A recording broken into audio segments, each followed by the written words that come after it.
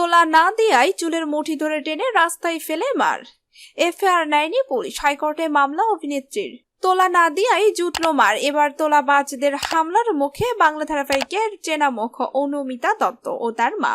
মারধরে জখম অবস্থায় থানায় ছোটেন অভিনেত্রী। তবে অভিযোগ জানাতে গেলে পুলিশ তা নিতে অস্বীকার করেন। পরে হাসপাতালে গিয়ে প্রাথমিক চিকিৎসার পর ফের থানায় সাহায্যের জন্য যান অনুমিতা।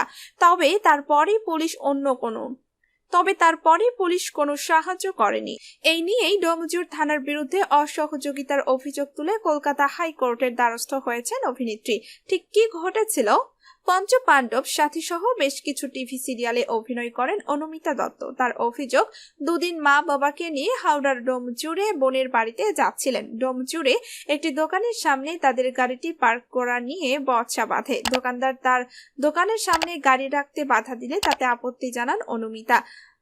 তার যুক্তি ছিল, ওই জায়গা নো পার্কিং জোন নয়, দোকানেও ভিড় ছিল না। তবু কিছুক্ষণের জন্য গাড়ি রাখা নিয়ে গোলমাল শুরু হয়। অনুমিতা গাড়ি সরাতে আপত্তি জানালে কয়েকজন লোক এসে পার্কিং এর টাকা চাইতে থাকে। তাতে আপত্তি জানালে হামলা চালানো হয় তাদের ওপর। অনুমিতার অভিযোগ, তার মায়ের চুলের মুঠি ধরে টানতে টানতে রাস্তায় নিয়ে ফেলা হয়। তারপর থেকেও মারধর করা হয়।